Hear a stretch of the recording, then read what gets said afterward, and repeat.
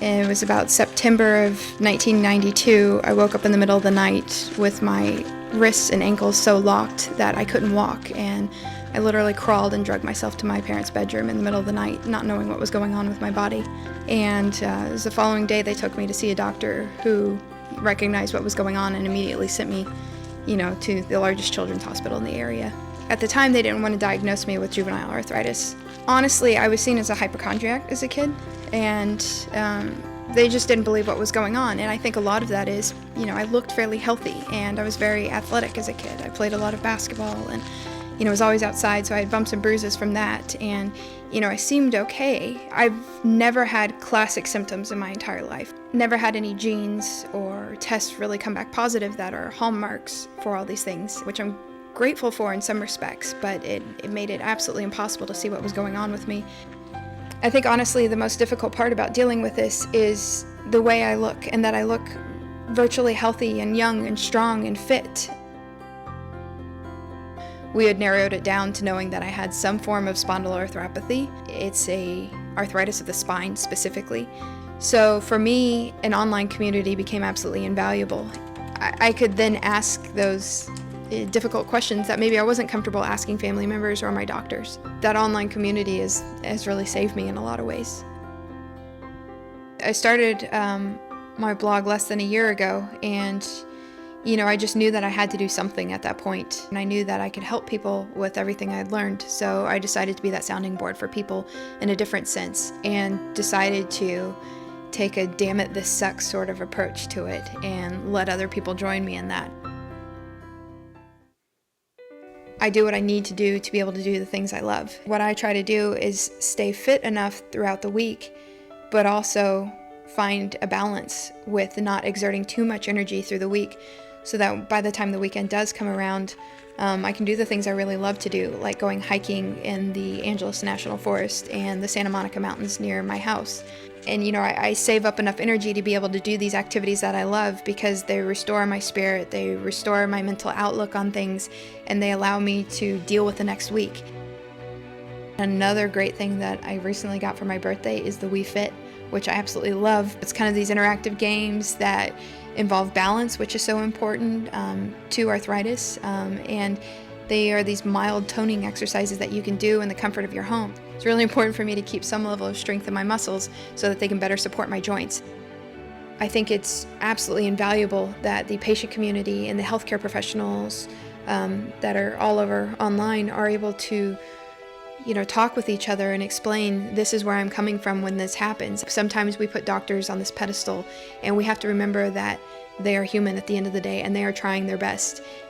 The online world has just really shown how it needs to be a big collaborative effort between everyone.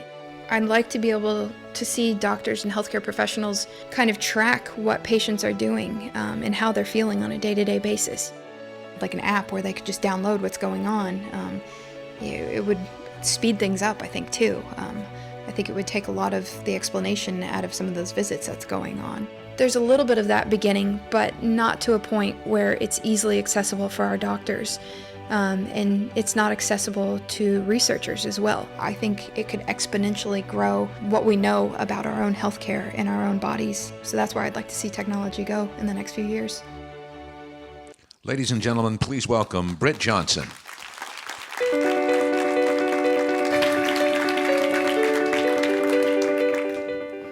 Hi everyone, and hi to everyone at home watching. Shout out to my Twitter followers. This month, my autoimmune arthritis turns 20 years old, and for my own sanity, I've created a moniker for him. And from here on out, you'll see I not so affectionately refer to him simply as Arthur. As you can clearly see, I'm not a card-carrying member of the AARP, and big pharma commercials would have you believing that I do Tai Chi in the parks with my other 65-year-old friends, and that I'm an expert at riding tandem bikes with my silver fox of a husband. 2 pills a day do not treat my pain. In fact, for 14 years, I was led to believe I was crazy, that this sick little girl's pain was in her head and not in her body, that the debilitating pain that I felt in my joints was constantly written off as carpal tunnel overuse syndrome or growing pains. And by the time I reached trigonometry in high school, I was unable to write my own name and had to calculate and answer everything orally. My commitment to finding a relief once again found me sitting on an exam table. This time it was Halloween. And a list of side effects as long as the cortisone needle in front of me was rattled off, and well, I passed out. And next thing I know, I wake up on the floor in a pool of glitter and disheveled fairy wings, and really fearing that my sanity is actually truly in question at this point. But, the needle hadn't even punctured my skin, and all the stress had built up into this moment, and it was just more than I could absolutely handle. The following onslaught of tests, x-rays, lab work, MRIs, CAT scans, bone scans, you name it, I tried everything. They provided me with hope. I thought an answer was near, and nothing ever turned up. And it was at this point that I began to be repeatedly told that I had to get worse before I could get better.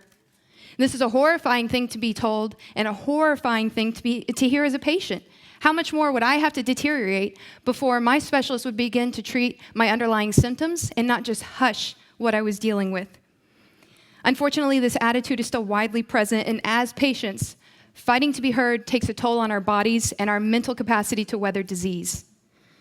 At times, I find myself fighting back tears, and the trouble with tears is they can be easily misdiagnosed.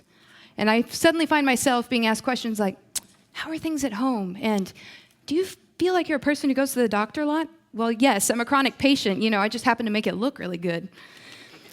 So upon meeting my new rheumatologist, I explained to him that depression had from time to time made a guest appearance in my charts. And he finally just looked at me and said, you don't have depression. You have chronic arthritis. And I swear I'm nominating this man for sainthood. Now, don't get me wrong. Depression rates are high amongst any disease community. We get worn out dealing with the seemingly endless bouts of pain, and we're desperate just to make it through one night without dealing with what we Twitterers call painsomnia. I challenge you some night, if you can't sleep, look up that hashtag and see what you learn about real pain. I worry for the other young autoimmune patients who are just like me, echoing my same symptoms and difficulty in getting diagnosed. They wait months and months just to go to a rheumatologist, and when they're there, they're told, let's wait till more symptoms arise, and then we'll see you in another 6 months, and then another 6 months. And in the meantime, they're given only mild anti-inflammatories, and they're told that heat and ice should be enough to treat their pain. These same doctors wait for an easier patient to walk through their door, someone easier for them to diagnose and easier to treat, having been taught for years that if X, Y, and Z is not present, then the patient cannot possibly have A, B, or C. No one is talking about what is happening to these patients as they wait, as Arthur runs absolutely rampant in their body. And no one's talking about their future and what that looks like in quality of life. Where remission is possible, and we're told is something that we should be able to gain, and that I am still actively looking for, it appears the longer we go untreated, the less likely it is actually possible for us. And we e-patients, we can only help each other so much. We, relieve the stress with each other by taking little jabs at our diseases like, hey, Arthur, he was the third wheel on my date tonight, Then we share resources, we share stories, we come up with medication plans and ideas together that we then take to our doctors in hopes that someone will listen to us. We need a healthcare team willing to work with us and look up from the chart. Patients, I ask you to demand the answers that you need, and doctors, I ask you to be bold. I ask you to have aggressive vision for your patients. I ask you not to let Arthur grow into a strong 20-year-old. I ask you to face consistent complaints and negative findings with curiosity. Read between the lines. Listen to not just the test results that you find, but to the words coming out of that person's mouth.